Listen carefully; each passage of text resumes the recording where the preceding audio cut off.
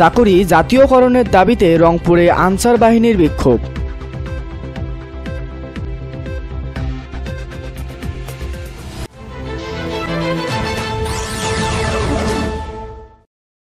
আসসালামু আলাইকুম। এমকে টেলিভিশনে নিয়মিত সংবাদে আপনাদের স্বাগত জানাচ্ছি আমি শারমিন মিনা। এতক্ষণ শুনছিলেন সংবাদ শিরোনাম, এখন ডেস্ক থেকে বিস্তারিত। আজ দুপুরে রংপুর প্রেস ক্লাবের সামনে থেকে বিক্ষোভ মিছিল শুরু হয়ে শহরের গুরুত্বপূর্ণ সড়ক প্রদক্ষিণ করে। পরে উপমহাপরিচালকের কার্যালয়ের সামনে জামায়াত হন। এ সময় deputy director general AKM Ziaul Alam মৌখিকভাবে আশ্বস্ত করেন এবং বলেন রংপুর জেলায় কাউকে প্রত্যাহার করা হবে না, স্থায়ীকরণের প্রতিক্রিয়া চলমান রয়েছে বলেও জানান তিনি। আচ্ছা, তাদের দাবি ছিল জাতীয়করণ, ঠিক জাতীয়করণের দাবি ছিল।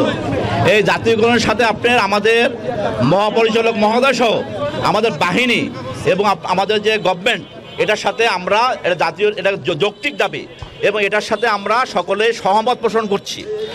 কিন্তু সিস্টেম তো আছে আপনার, তো এখনই আমি আপনি বলি আপনি যদি বলেন আপনার গভর্নমেন্টের তো প্রসিডিওর আছে, এই প্রসিডিওর জন্য কিছু সময় দিতে হবে। আমরা এখানে জাতীয়করণের জন্য আমরা রাস্তায় নামছি আন্দোলন করার জন্য।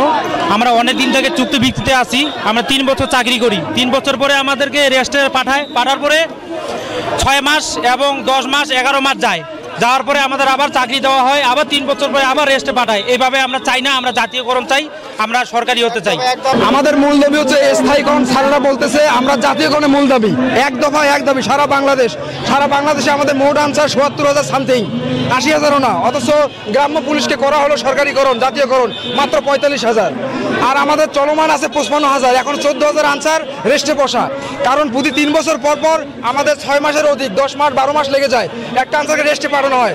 ওখানে কোনো আমাদের রেশন ভাতা বোনাস কিচ্ছু দেওয়া হয় না। আমাদের সংসার চলা খুব দুষ্কর হয়ে যায়। তাই আমরা স্থায়ীকরণ থেকে জাতীয়করণ চাই, এক দফা এক দাবি। মূল দাবি হচ্ছে এক দফা এক দাবি, আমরা জাতীয়করণ চাই। আমরা বৈষম্যের শিকার হয়েছি 1948 সালে 12 ফেব্রুয়ারি থেকে শুরু করে আজ পর্যন্ত যত বাহিনী আছে তার মধ্যে 1 নম্বরে আনসার বাহিনী বৈষম্যের শিকার। আমরা আর হাজার হাজার দাবি আছে, কোনো কিছুই চাই না। আমরা খালি একটি দাবি চাই, আমাদের জাতীয়করণ, আর কোনো কথা নাই। আমাদের যতক্ষণ প্রজ্ঞাপন জারি হয় নাই ততক্ষণ আমরা রাজপথ ছাড়বো না। আমাদের অফিসারেরা এরা বলে যে 6 মাসের রেস্ট, কিন্তু 6 মাসের রেস্টের কথা বলে আমি আজকে 1 বছর হয় বসে আছি, অথচ 6 মাসের রেস্টের কথা বলে। তারপরেও এনারা শুধু মিথ্যা আশ্বাসই দেয়। আনসার কোন জায়গায় নাই? সব জায়গায় আনসার আছে। এমন কোনো ইতে নাই, পুলিশের সঙ্গে নাই, সেনাবাহিনীর সাথে নাই, এর সঙ্গে নাই, এমন কোনো জায়গায় আনসার নাই। সব জায়গায় আনসার আছে, অথচ আনসার সব জায়গায় অবহেলিত। কেন অবহেলিত? আমরা কিসের জন্য অবহেলিত? আমরা যদি সব জায়গায় দায়িত্ব পালন করতে পারি তাহলে অবহেলিত কেন থাকবো? আমরা সব জায়গায় বৈষম্য শিকার। আমাদের একটাই দাবি, একটাই আমরা চাই জাতীয়করণ। আমাদের কোনো অধিকার নাই, আর কোনো দাবিও নাই। একটাই দাবি, জাতীয়করণ করতেছে। সারা বাংলাদেশের মানুষ দীর্ঘদিন যাবৎ বৈষম্যের শিকার ছিলাম।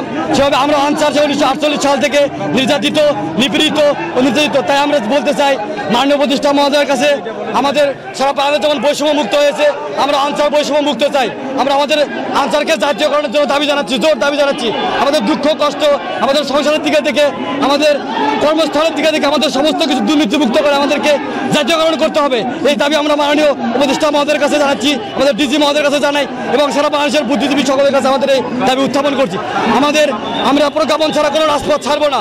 আমাদের এক দফা এক দাবি, আমাদেরকে এই রাজপথে কোনোদিন আমরা জীবন দিব, তা আমরা এক দফা এক দাবি পূরণ করে ছাড়বো ইনশাআল্লাহ। Nahid Hasan, news desk, MK television. শেষ করছি এমকে টেলিভিশনের নিয়মিত সংবাদ। এতক্ষণ সাথে থাকার জন্য আপনাদের সবাইকে অনেক অনেক ধন্যবাদ।